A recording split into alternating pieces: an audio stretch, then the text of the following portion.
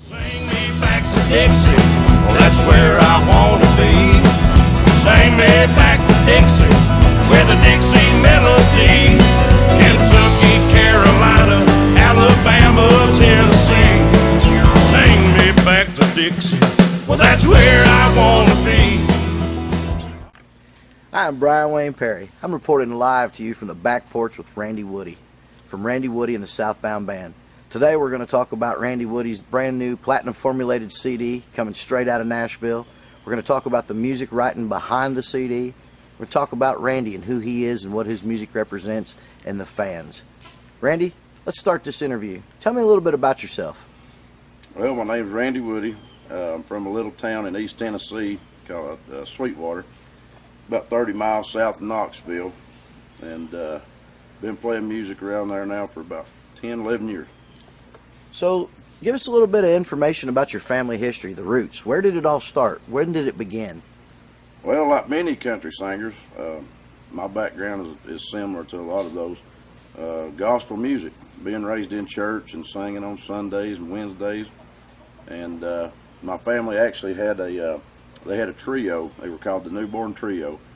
And they traveled around from church to church. So everybody in my family plays some instrument or sings some way. They're all very musically talented. So, and that's on my mom's side and my dad's side. So when did you get your first guitar? Well, in my story, I've actually been lucky. I've had two first guitars. The first guitar came when I was about 2 years old, and that was when my papa was still alive. He was kind of the patriarch of the family, and he died in '93. But all my family would get around the kitchen table and sing gospel music, and he would write a lot of gospel music. But and it was amazing times to hear their harmonies and everything. The family harmonies are great. But so I got interested in the music thing from a very young age. When I was 2 years old, and my papa bought me a guitar, a little guitar, and he was also a woodworker, so he made me a little chair, and he would set it in front of him. And while he was playing and the family was singing, I would go get my guitar off the nail and drag my chair in front of him and sit down and try to play along with him, patting my foot just like him and everything.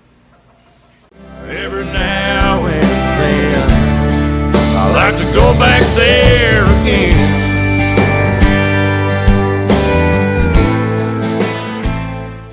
So who would you say your favorite artist is? Favorite artist? I have a lot of artists that's up there, but by far my favorite is Hank Williams Jr. Who would you say that your biggest influence is and made you who you are as a writer and an artist today? Well, my biggest influence is definitely my papa, my mom, my mama, my family, number one. But all the Hank, Hank Sr. and Hank Jr., Waylon, Willie, Merle Haggard, Keith Whitley. I mean, just all the great country singers that we've had. So when did you decide that music was your destiny? Actually, a long time ago, but I kind of got away from that and played sports for a long time. And then I come back into the music thing, and I actually got fired from a boat factory I was working at in East Tennessee. And when that happened, it kind of gave me all the momentum that I needed to say, I'm going to do my own thing. So I finally I sat my family down one night and I said, I'm going to do this. I'm going to pursue a career in music. And they were very supportive, always have been. And I think that night was really a turning point because I knew I had their support in what I was going to do. So, yeah. So you play a lot of shows. How many shows a month do you think you play, Randy? I would say I get in probably around 15 to 20 shows a month right now. Wow, that's a lot of music. Sometimes it's five night shows. Sometimes it's 5 shows in 4 days. Sometimes it's 3 shows in 2 days. That's a lot of music to play. Well, but I love what I do. That's the most important thing, and that keeps me going because I get to meet new people who I can introduce my music to, and those people keep me going. Beauty's in the eye of the beer holder. Alcohol can make a 2 a 10. Yeah, you wake up in the morning and damn it, you're sober. Then you tell yourself, I'll never have to see her again. So what do you think of the course of today's country music and the direction that it's heading? Well, you know, people have their own opinions about the way music is now versus the way it was. You have a lot of people that like new country. You have a lot of people that like the classic country style. And I'll just say that the chorus, I think there are some people, a certain age group that's been forgotten about, feel like they've been forgotten about by country music.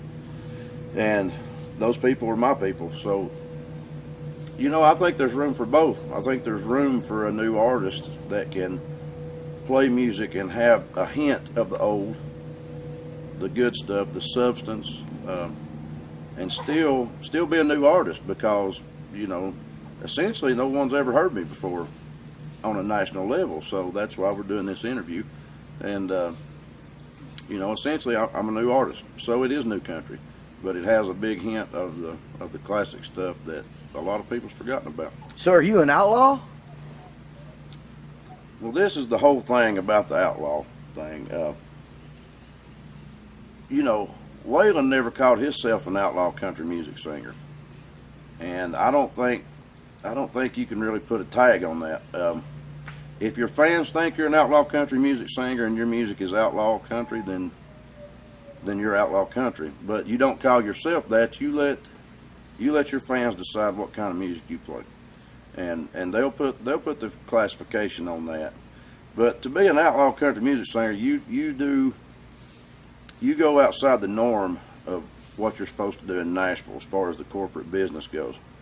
So, you know, I record what I want, what I write, and it's been very successful so far, so I don't think there's any reason to change it. So, no, in answering your question, I wouldn't really call myself an outlaw country singer. I'll let the fans decide what kind of music we play.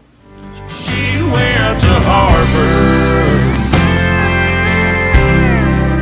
I went to Waylon. I love Willie Nelson. She loves Eddie Van Halen. So speaking of fans, tell us about Randy Woody and the Southbound Band fans. Well, they're the 50-hour week, beer drinking, hell raising, having a really good time, getting rowdy type of crowd, and they're very, very loyal. And I'm not saying they don't listen to other music, because they do, and they really do a great job of supporting local music. But whenever our fans show up, whenever Randy Woody and Southbound fans show up, you know you're going to have a hell of a night and a hell of a good time. And the bar owners love them, because you can bring 20 people in and they're going to drink you out of beer. We've actually drunk a few bars out of Budweiser. Yeah, I heard that. So it's pretty unique that your fans follow you from show to show, even out of town, out of state. Yeah, we have a really good following. I mean, we've spent 11 years in East Tennessee building this following, and we've been so blessed that so many people like our music the way they do, and we got a very good response. And we hear it everywhere from all these fans. The reason they like us is because we stay true to who we are, and we write those songs that those people can feel and can relate to. So how did the Southbound Band start? Southbound Band started 2005, 10 years ago. And we'd done some picking around before that, but the actual band, whenever we put the drummer in place and got really started, was 2005. And it was me, it was myself, my rhythm player, Jonathan Cook, and our bass player at the time, Jason Russell. We just went around picking guitar, just doing the 3 acoustic guitar thing, and finally we just got serious about it. Said we need a drummer, and then Jason Russell, he said, you know, I can play bass. And he regrets that still to this day, because I took him off guitar and he went to playing bass for us. But it made the band, and it got us moving forward with what we're doing. So and every person that's ever been a part of Southbound in this band never left on bad terms, and they're all still very much a part of what we've accomplished so far. And I want all them people to know that they've helped us out, and we're very thankful for them.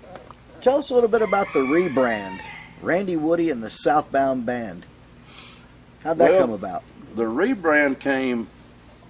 We had actually, the first time I'd ever heard anything about this is we had actually played a show in Athens, Tennessee with a very well-known outlaw country band from Texas, and it was the Jackson Taylor Band. And me and Jackson Taylor got to talking, and he said, "Man, you're going to have to think about the name of your band." He said, "Because we have a Southbound band in Texas, and we thought for some reason you guys were that band, and they're not very good."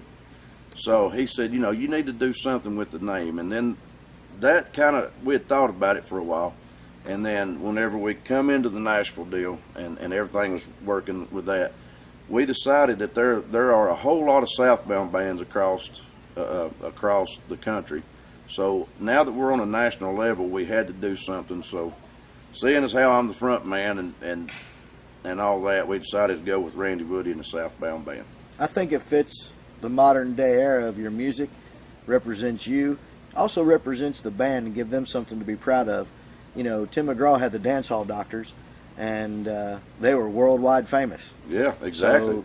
So I've been very blessed. These guys in the band are a local DJ who's pretty big, Gunner from WIVK. He asked me one time, he said, "Now, you went and got he said, you went and got these musicians in your band from Nashville, right?" And I said, "No, sir." I said, "They're all local guys." And he just couldn't believe that there was that much talent locally. So I'm very proud to have them guys in my corner.